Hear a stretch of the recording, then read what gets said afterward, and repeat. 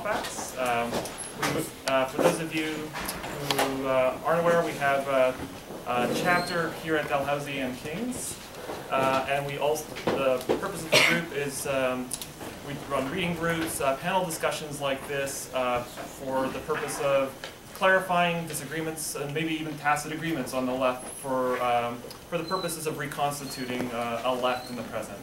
We have at the back, we have a number of activities. We do a weekly a coffee break down in the wardroom at 3:30. 3:30, the specific one 3:30. Tuesdays? No, Wednesdays. No, Wednesdays. Yeah, reading group. We're starting a new reading group. We did What's the Left, What's Marxism last year. And starting next Tuesday, we're doing revolutionary Marxism. So starting from debates during the Second International, the Russian Revolution and the aftermath. We have the syllabus and everything at the back, right? Here, I think so. It's on the website and the readings are all linked. I think that's all our activities. I think that's it. So welcome everybody to what is Political Party for the Left. Let me introduce the panelists. Go into my panelist introduction position. Oh, discussion recorder. There we go. Okay, we're pleased to have with us this evening. We haven't talked about the order of speaking, but Carlos, who I'll introduce in a moment, came on at the last minute, so we've agreed to, you'll be anchoring the panel on the end tonight. We thought we'd start with Leo, Jackie, Anthony, to Carlos, if that's okay. So Leo Panitch is a Canada Research Chair for Comparative Political Economy and Distinguished Research Professor of Political Science at York University. He's been editor of the Socialist Register for 25 years and has written extensively on globalization and theories of capital, state, and imperialism. His most recent book, which Earl has, I think, at the back, along with some other excellent books, so please visit, there we are, that he's authored with Sam Gindin, The Making of Global Capitalism, The Political Economy of American Empire, is a product of more than a decade of research and demonstrates the intimate relationship between modern global capitalism and the American state. Anthony Wysocki has been an active member, right there, has been active in a number of progressive organizations, including the Aboriginal Rights Coalition, Halifax Coalition Against Poverty. He's worked as a political organizer for the Canadian Labour Congress and has served as a union officer. Anthony is proud to be a founding member of STAND, a libertarian communist organization in Halifax. Just beside Anthony is Jackie Barkley. She is a longtime activist working in anti-war and anti-poverty struggles in the 1960s, was involved in struggle on loot in the 70s, a real remarkable organization, spending many years in the NDP and in anti-racism organizations. She helped to organize a conference in 2008 on the state of the left and is a founding member of Solidarity Halifax, which Solidarity Halifax has a table at the back with their information, so please take a look. She's a social worker and a mother of 2 adult sons. And then Carlos, who graciously, we're very grateful to have you tonight. Pessoa. He teaches political science he teaches in the political science department at St. Mary's, but also here at Dalhousie. He has a book that was really interesting to us on the panel, Post-Marxism and Politics, The Case of the Brazilian Workers' Party, published in 2008. This is the first event in this series. So as some of you are aware of platypus panels, we often run them in series that go across multiple cities. The next event is going to be in Thessaloniki, Greece. As many of you know, on Sunday there's the Greek national election where a leftist party is poised to take power. So we're really excited about that, but we're also really excited to have it start here in Halifax before it moves on. The panel will consist of each speaker having about 10 to 12 minutes of opening remarks. We're going to be strict on the timing because we want to make sure there's an opportunity for Q&A. We'll also give 2 to 3 minutes afterwards for everybody, if they wish, to respond to one another, maybe to clarify something, to highlight something, or maybe even to point out some points of disagreement.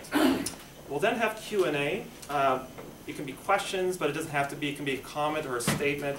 If you go over a minute or so, if you try to make it concise so that we can get a lot of questions in. I'll take questions in threes to allow a wide variety of questions to come to the panel. But I promise to end us at, I said 9 p.m., but we've started a little bit late, so we'll end. If you need to get home for work for the next day or classes, we'll be ending sharp at 9 p.m. and then heading down to the wardroom downstairs if you want to continue the conversation. So I'm going to read the description. So each of the panelists had a common description and a series of 7 questions to sort of help formulate their thoughts. So we're all talking about sort of the similar issue. The question today is, what is political party for the left? So you can think of it as not a political party, but what is the sort of like general idea of political party specifically for the left? Here's the description. It begins with a paragraph that sort of sets the context for this discussion. In spite of many different political currents and tendencies, perhaps the most significant question informing the left today is the issue of political party. Various left unity initiatives have been taking place in the aftermath of the 2008 economic crisis and subsequent downturn, following Occupy Wall Street and the Arab Spring, alongside continuing post-political tendencies inherited from the 1980s and 1990s. Perspectives such as expressed by Hart and Negri's Empire, Multitude, and Commonwealth, John Holloway's Change the World Without Taking Power, the Invisible Committee's The Coming Insurrection, the California student protesters' Communique from an Absent Future. Also, it saw the formation of Syriza in Greece and the new party Podemos in Spain, who reject the organized Marxist left of the communist parties, the Social Democratic parties, as well as the established labor unions as part of the existing political caste. In Germany, Die Linke, another left party, appears poised to break into high political office. At the same time, there's been a growing crisis of the largest orthodox Marxist or Trotskyist political organizations in the Anglophone and Western European countries, which has been characterized as the crisis of actual existing Leninism. There have been new publications that emerged, such as Jacobin Magazine, N+1, Endnotes Journal, as well as a new millennial Marxism.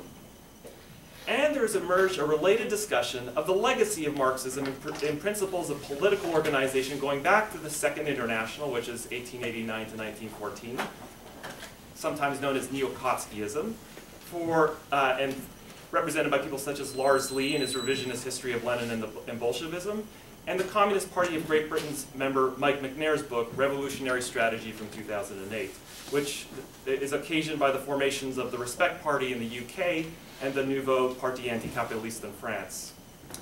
Today, perhaps, the most significant question in all this sort of context is facing the left internationally goes all the way back to Marx's dispute with anarchists in the First International. What would it mean for the left to take political action today? However, the issue of political party seems to generate more problems for the left than it solves. Formalized political organizations would appear indispensable for a long-term perspective beyond the ebb and flow of movements. Yet the role of a party in sustaining activity and discontents over time, of building towards a revolution, has had at best an ambivalent legacy, leading as much to rationalizing politically ineffective strategies as giving form to various forms of opportunism, like reformism, careerism, etc. Today, the idea of political parties as a means for the left, through which the necessity for social transformation could be developed within society, as opposed to an end in itself, is difficult to envision theoretically and practically. Yet, the existing default, politics without parties, seems unable to do more than give sanction to the vicissitudes through which capitalism changes but invariably persists. Worse still, without parties of its own, the left is forced to either passively or actively support, at least place hopes in other parties. There appears no escaping the question of political party for the left. Leo. He then posed for us 7 difficult questions. And I'm going to try to take a certain tack in answering all of them in one gulp. Let me first of all say that Platypus' sense of timing is remarkable. Yesterday was World Lefty Day. Unfortunately, it refers to which hand you use. I think the best way of addressing the questions that have been posed is not to do so in an abstract, idealist way, you know, what a party ought to be or what I'd like to define it as, but to actually come at this through a historical materialist thinking through of the history of the socialist, communist, working class labor party. Between the 1870s and 1920, what happened in the remarkable development of capitalism and the struggles for freedom of association and the right to vote that took place in a great many countries in that 50-year period. What happened was the emergence for the first time in human history of permanent, self-organized, representative organizations of the subordinate class. There had always been slave revolts. There were always bread riots, usually led by women.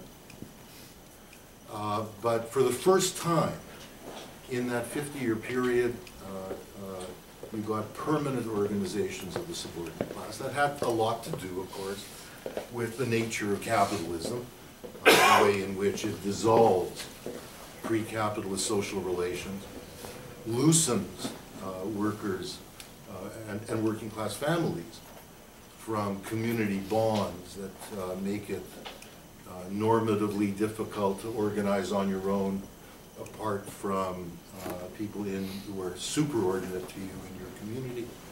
And increasingly throws people on the necessity of developing collective organizations just to survive in many respects, to provide collective benefits for one another, to provide a collective life for one another, and so on. And, you know, as Marx said in the manifesto, and he was thinking about the Chartists and the German Workers' Educational Association operating in London amongst German exiles who had been kicked out of Germany in the 1930s for organizing in the Silesian mines and so on. He was thinking of them in the sense of he referred to this at the beginning, right at the second part of the Communist Manifesto, as the first task of all communists is to organize the proletariat into a class. And you know, there you see that he wasn't thinking, and we shouldn't think, about the class as a collective being something that just automatically happens, spontaneously happens. It's a product of an interaction between the material conditions under which workers, and especially urbanized workers, find themselves in, and the role that certain activists, who may come out of that class or may not, play in organizing themselves. We tend to think of parties as, and some of them have emerged, out of trade unions, then wanting to engage with the state. But what we miss when we think of it that way is the very active role that parties have always played in actually organizing people into a class, creating a class, creating a sense of identity as workers, and learning from one another. And in that sense, it does go beyond, it always has gone beyond, just a matter of getting electoral representation for workers, or just a matter of organizing workers as a crack troop for assaulting the state and smashing the bourgeois state, etc. No, it's always been a matter of self-organization and indeed identity creation. It's also been about getting into the state, or in certain situations where that was difficult or impossible, organizing as a vanguard to engage in a violent revolution against the state.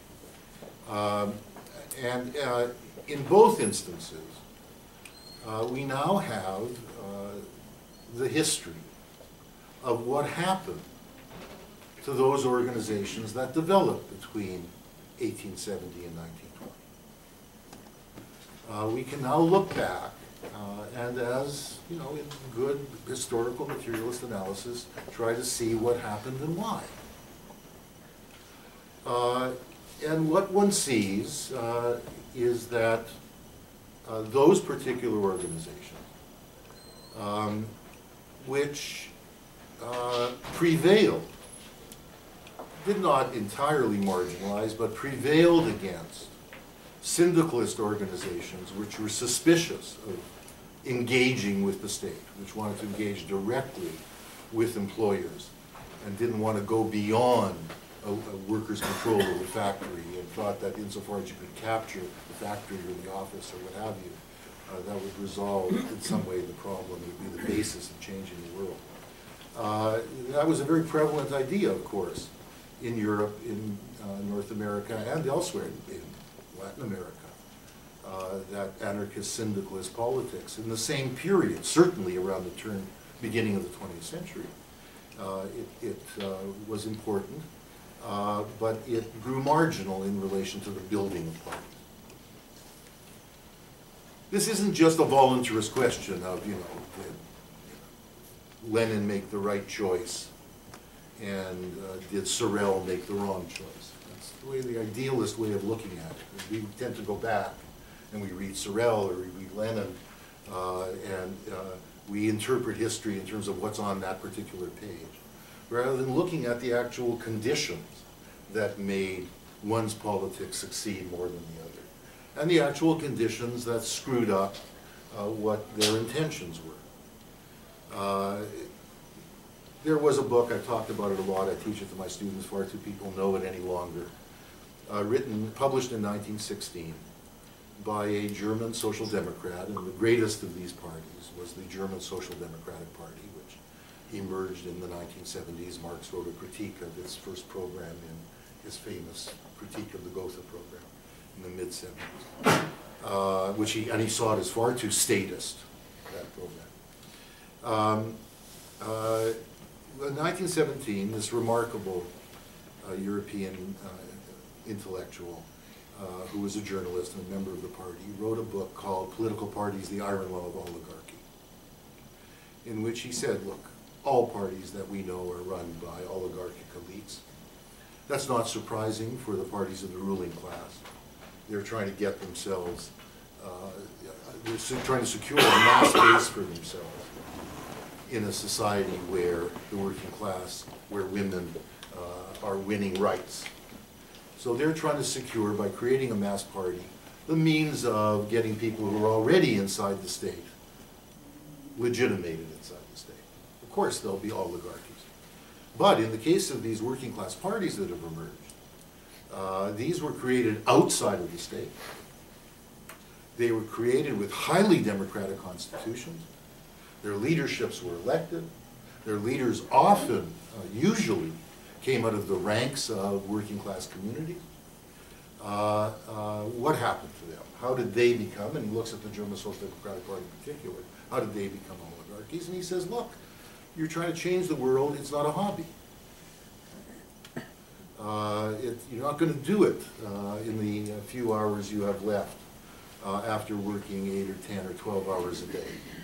Or taking care, and then on top of that, taking care of social reproduction for a working class family. So you end up putting certain people in place in a permanent capacity in the organization. Those people in that permanent capacity have control on a day-to-day basis of the party press, of the party building, of the party finances.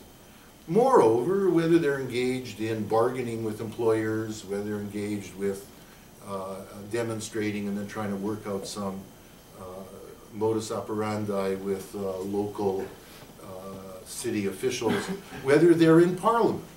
They're spending more time with members of the ruling class than they are with where they came from. And they realize that those people don't eat babies for breakfast. And they develop certain attitudes which not only dampen their militancy, but they also use their organizational resources to ensure that their positions as representatives of the party are reproduced. They don't want to go back to the mine. They don't want to go back to the factory floor. And they use the party press, the fact that they set the agenda for party conferences, etc., as a means of keeping it in place. So you see a tendency, as this developed over time, for a degree of elitism to develop inside these parties and a degree of separation to develop between the leadership and the masses. And that wasn't the case only in parliamentary parties.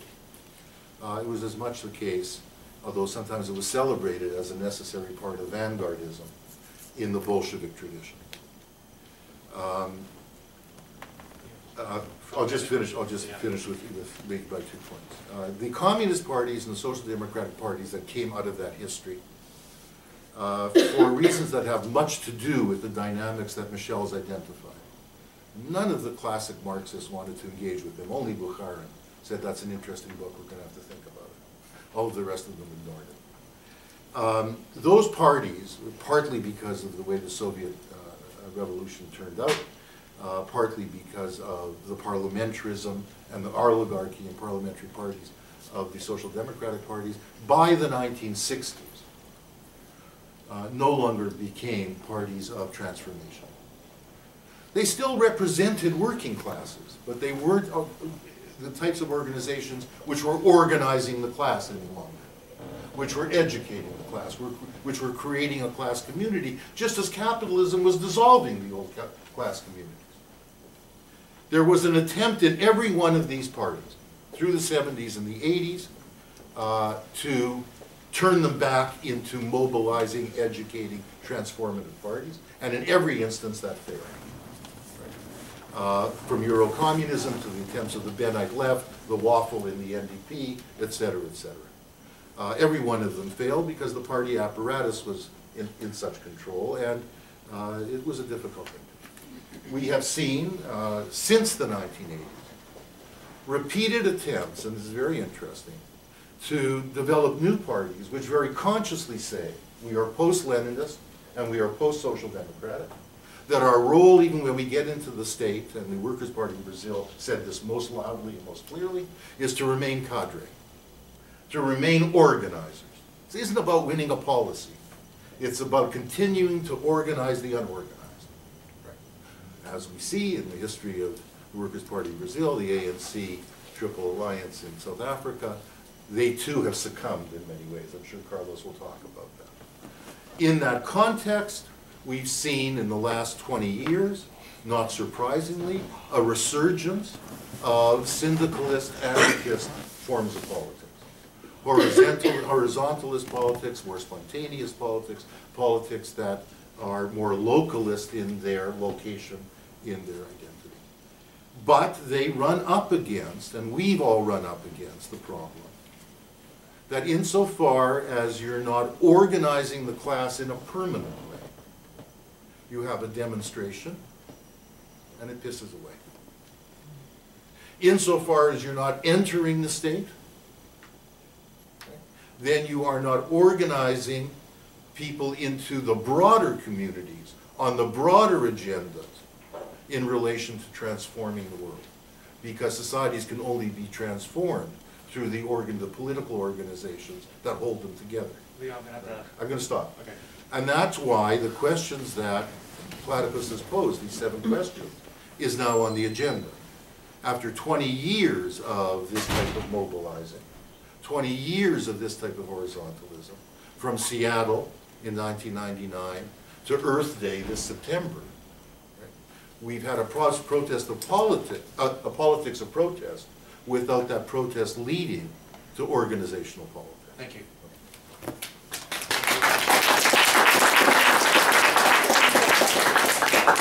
Thank you. All righty. So I want to start with saying I think there are 2 risks in our historic movements that have often been tendencies, and I don't want to idealize either one of them. One of them is intellectualism, and one of them is the rejection of intellectual ideas. And in the spirit of full disclosure, I need to say that the entire first paragraph that you described, that you discussed, hadn't heard of a single thing that was in that paragraph. So that's just full disclosure. Yeah, sure. Hadn't heard of any of it. All right, which doesn't mean it's wrong. Just full disclosure.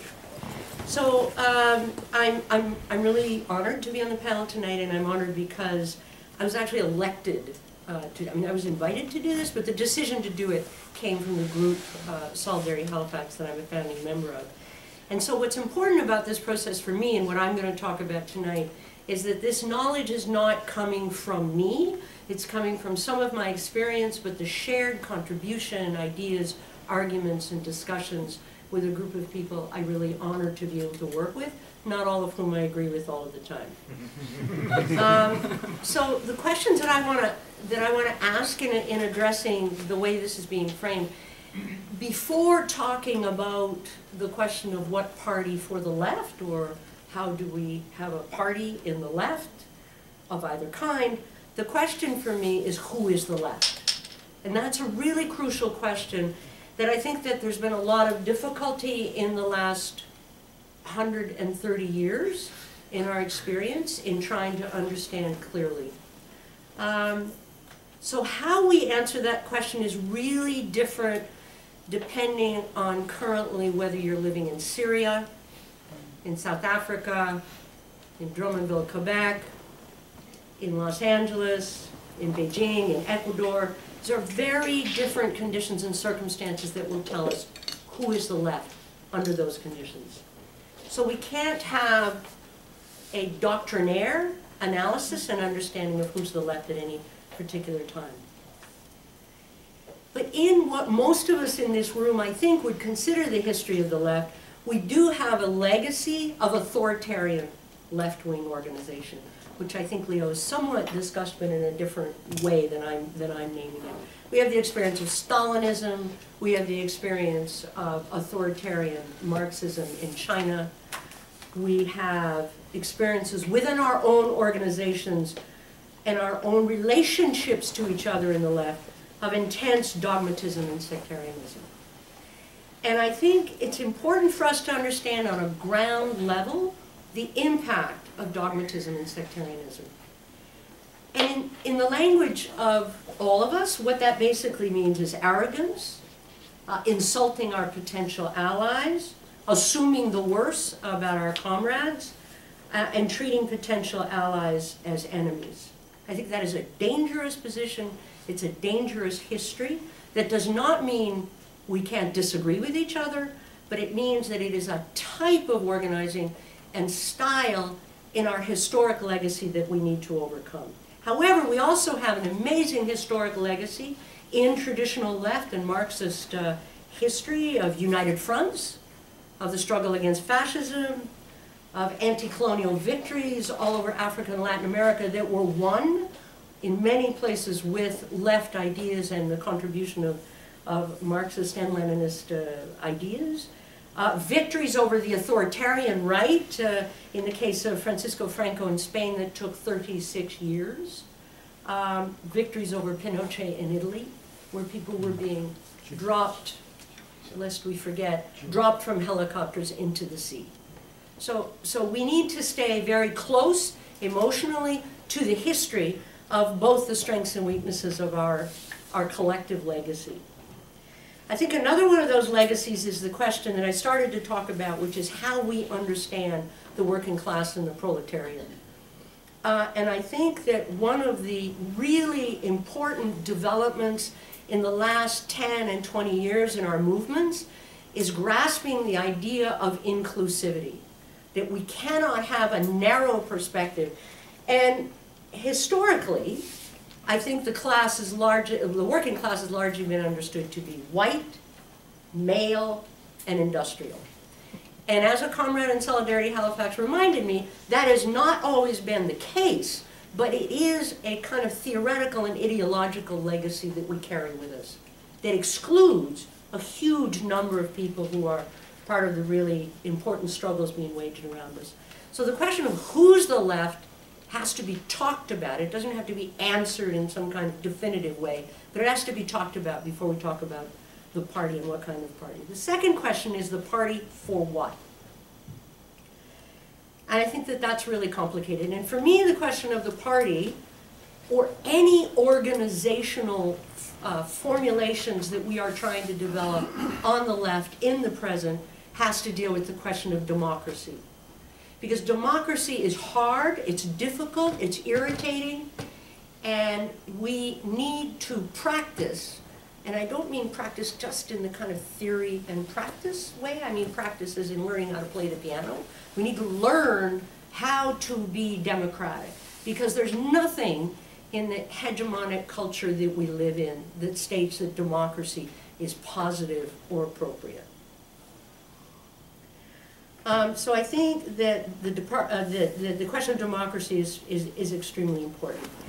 The other thing is that we need to understand that the process of building or uniting or working with very complex, diverse groupings of people who are currently very active in movements all over the place is very difficult. So for example, some people could argue that the trade union movement in the working class in Canada at the moment is weak. Other people could argue that the developments in Aboriginal communities across Canada through Idle No More demonstrated that a sector of the working class is in fact extremely powerful and moving forward at the moment. If requiring organization, yes, but spontaneously extremely powerful. So the structures that we develop have to match the actual conditions of the places and communities and groupings that we hope to consider as inclusive aspects of the working class. Because it's in organizing that you find out what to think about. It's not that we think and then organize, we organize and think, and then we rethink and reorganize. So we have to be practicing these issues. The other question about the party for what is understanding the question of power. And I think that we hide from discussing questions of power for all kinds of really important reasons to do with our legacy. But power is the key issue. It's not to lose that we're trying to mobilize each other. So we need to understand the intersection of power and defeatism. We need to understand that power is not a mob. Those are not the same things. We need to understand that some types of power are electoral. Other kinds of power are not electoral. Some kinds of power are in movements. And I think Venezuela is a really interesting example of that question, because in the last 15 years of history in Venezuela, the process of struggling for power has gone all the way from military coup, in fact authoritarian military coups, to electioneering, to political parties of a social democratic or revolutionary type, but still based on electoralism. These are very complicated questions. And finally, we need to be considering about the party as if created by whom on the left, where it will be located in struggles. And that again is a complicated question that has a narrow historical perspective. The location of struggles can be racially segregated communities. The location of struggles can be the factory. The location of struggles can be our homes, our neighborhoods, the mall, a whole number of places in which the current reality of our lives in an advanced capitalist country actually take place. And it isn't any longer strictly in an industrial model, which I'm not suggesting everyone here is saying, but that means a leap from trying to understand the past. And finally, my third point is Canada, Canada, Canada.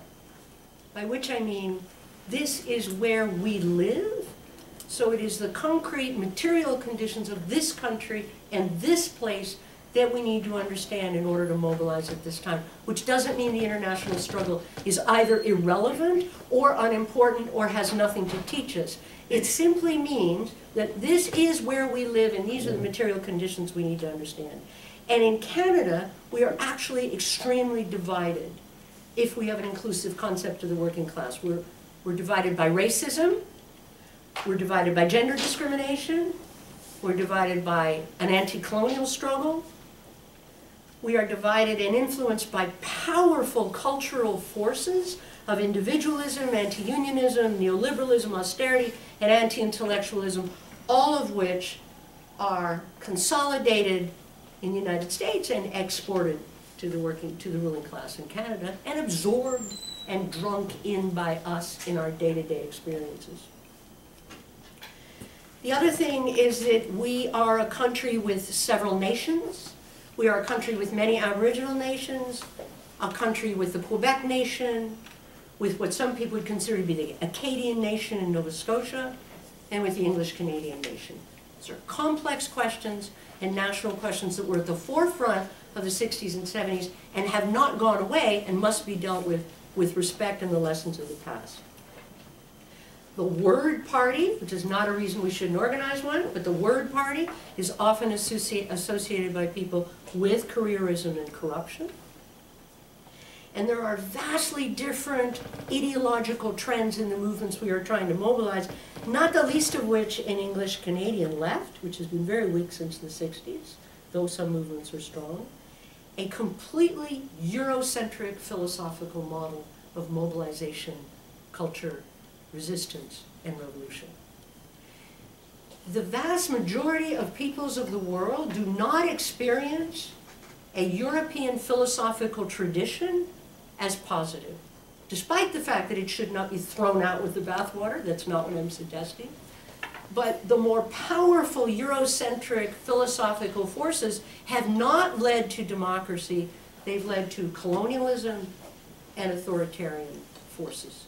So we need to respect that there are dimensions of our intellectual, when I say our, I mean white European. There are dimensions of our historic culture that need to be retrieved, understood, but re-examined in the context of a vastly more complex international philosophical movement. I'm proud of being, in my concluding remarks, I'm proud of being inside. I've tested this.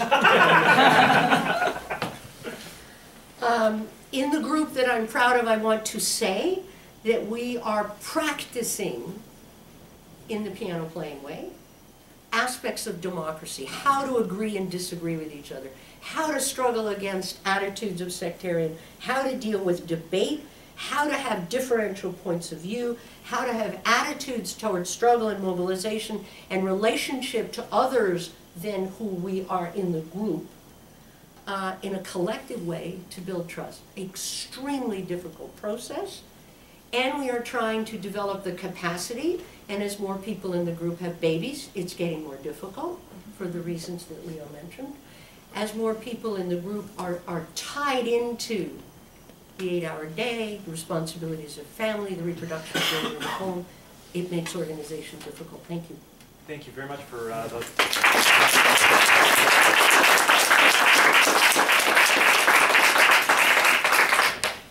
Hello, everyone. Jackie and Leo both emphasized the need to look at concrete conditions, and I'd like to do that. I propose to start off by discussing some historical points to do with the development of political parties as we know them today. In the 1800s, when the word was first coming into prominence, it didn't designate an ideological organization in the way that we've come to understand it now, but instead tended to be groups of notables. In fact, it was the influence of socialism that essentially created this idea of setting out a political position as being ideological rather than grouped around certain powerful figures in society. Leo's talked about the experience of parties up to the 1920s. After that time, of course, with the Bolshevik Revolution, socialism was given a tremendous fill-up throughout the world, and left parties and organizations globally were able to expand quite strongly. The Depression, of course, also created conditions for it made people receptive to the message that socialists were putting forward. And then, of course, in the Second World War, we had the situation in which the Soviet Union was the principal bulwark against fascism. and was of course allied with the Western liberal democratic powers. So for all of these reasons, socialism was gaining great strength throughout the world during the period from, say, the Bolshevik Revolution in 1917 up through to the end of the Second World War. So much so that afterwards, as the Cold War settled in, and you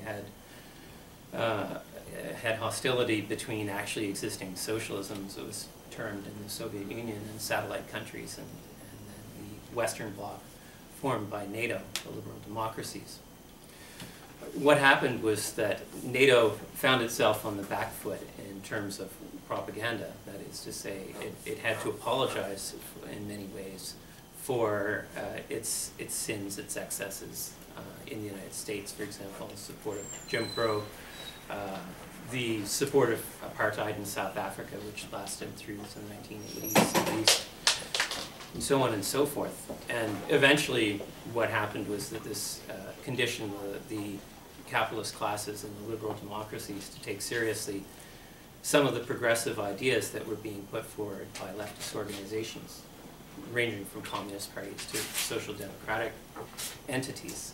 And they had to do that both as a matter of making sure that their position could be advanced in the third world, where of course people of color, people of other ethnicities, non-European backgrounds, were looking on askance at the support of the so-called liberal democracies for various types of prejudicial and racist policies, whereas the Soviet bloc was at least nominally committed to the idea of fighting colonialism and supporting the right of peoples across the world to their own free expression and so on and so forth.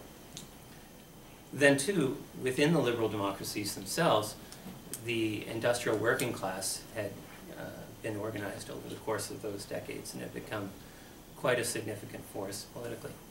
So for these two reasons, well, I suppose I should clarify that the first reason I've already spoken of as being the propaganda edge that the Soviet Union and its allies had. But it was more than that, of course. In a very practical sense, the Soviet Union had economic and particularly military might that was not the equal of that of the United States and its allies, but at least significant enough that the United States and its allies had to think twice before undertaking various types of actions because there might be a military response.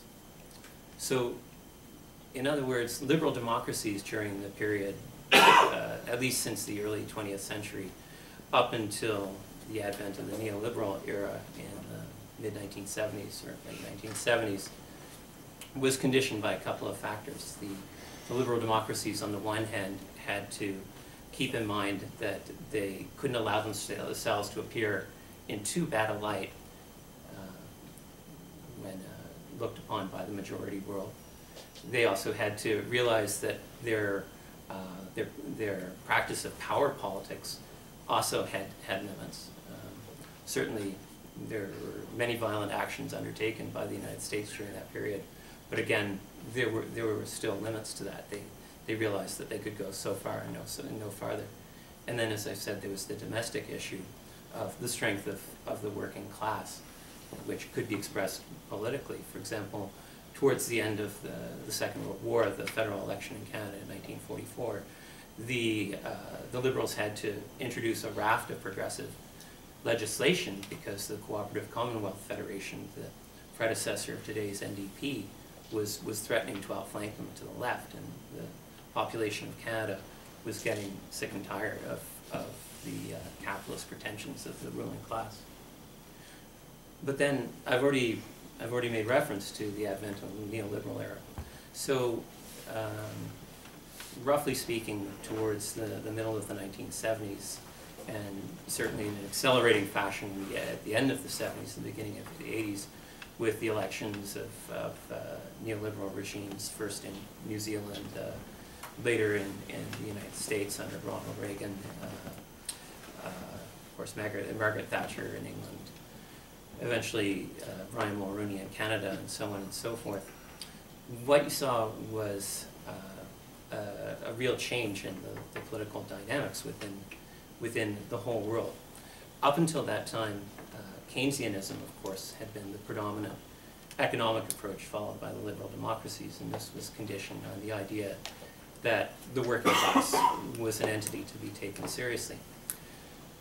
But neoliberalism was able to have its day partly because there was a period in the 1970s when a new phenomenon known as stagflation appeared, in which you had at the same time high rates of inflation and of unemployment, whereas Keynesianism had theoretically predicted that you should be able to trade off one against the other. You shouldn't have both of them happening at the same time. So this worked to discredit Keynesian economics, and certainly there was a tremendous push by right-wing intellectuals through various kinds of think tanks and institutes to present this as being the common sense of the day. That already was changing the nature of the political debate in countries around the world, and then of course you had the collapse of actually existing socialism. So suddenly, one of the two main factors that I mentioned as being a check on what the capitalist powers could do, what the bourgeois political parties could do, was gone. It was also a tremendous ideological blow because, rightly or wrongly, this was seen as vindicating the idea that socialism didn't work. In combination with the prior discrediting of the sort of social democratic idea of Keynesian economics, this led to a situation in which in a rapid course, political parties everywhere around the world began shifting to the right. And you saw the destruction of communist parties like that of Italy, which then became Refoundation, and I think now it's called the Democratic Party or something. But there's this continual shift to the right in the spectrum. And it's not a coincidence that this has happened and that it's been consistent now for decades. It's a matter of, again, using Jackie and Leo's term, objective conditions. Politicians, political parties will respond to pressures, and there's constant pressure from the right, and that takes many forms. It's ideological in the sense that the whole nature of the media that we're exposed to on a daily basis is constantly telling us, every single one of us, day in and day out, about the virtues of capitalism. That's the common sense that we all have to deal with, and any political party that wanted to contest that wisdom would have a huge battle on its hands. Of course, funding is a huge issue as well, and this is particularly key because whereas the capitalists know that they have various parties that they can rely on, they can spread their favors around, and therefore the bourgeois parties have to compete for their favors. The only main source of funding outside of individual contributions that social democratic parties have traditionally been able to look to is, of course, the unions. But for the unions, the social democratic parties are the only game in town. And therefore, inevitably, what happens is that those parties come under pressure from the right, and they yield to that pressure. And the unions have to put up with it because they have nowhere else to go. So there's this ineluctable pressure that has been shifting the entire political spectrum to the right, not just in Canada, but every country in the world for decades now. I shouldn't say every country in the world, but we'll get to that in a moment. And I don't see any way to challenge that within its own terms. I think we need to change the conditions that underlie this situation if we want to have any hope of affecting it. So therefore, traditional social democratic parties, like, for example, in Canada, obviously the NDP, I see nothing to be gained from supporting the NDP and much to be lost. I think it's obvious that the NDP, while the NDP has never really promised that it would lead us to a more progressive society, at most what it has said is that it would take some of the sharp edges off the society that we have. Leaving aside for the moment the question of moving on to a different type of society, socialism, I was thinking about the other point. Some people make the argument that, well, okay, surely the NDP are at least a little less bad than the others, and therefore they should be supported. But first of all, as a practical matter, often when the NDP is elected, it in fact finds itself under greater pressure than the traditional bourgeois parties because they don't have to prove anything to the capitalists. In Canada, the Conservatives and the Liberals are obviously in the pocket of big business, so therefore they don't, you see situations like a few years back when the Premier of Newfoundland actually nationalized Abitibi-Bowater. I have the name wrong. It's the mill in Newfoundland, and this was a Conservative Premier. But he was able to get away with it because, of course, big business said, well, we know he's our boy. He's just doing this to cater to the voters or what have you. If the NDP ever tried to pull a stunt like that, then of course their heads would roll the next day because it would be evidence that they are trying to enact socialism. So, as a practical matter, I don't think it's at all clear that the NDP can even offer to take the sharp edges off. But more importantly, the trouble is, and we see this in France with the Socialist Party, we see this all around the world, is that when left-wing parties, or ostensibly left-wing parties, do get elected and carry out policies that are simply those of the right, the effect is to destroy the faith of the voters in any possibility of real change. Right?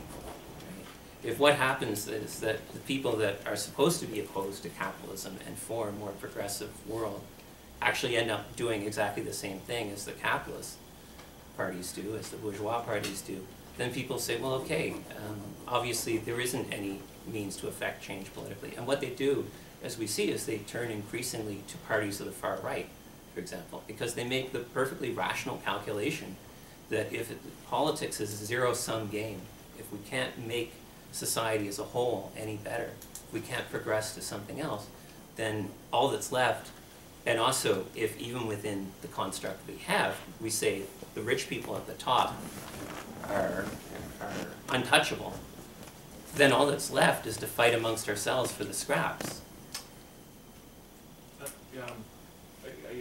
Maybe one concluding sentence and I'll let you off. Go ahead. Or is that it? Sorry, Anthony, I had to try to like a strict moderator here. I guess I'll leave it at that. Thank you so much.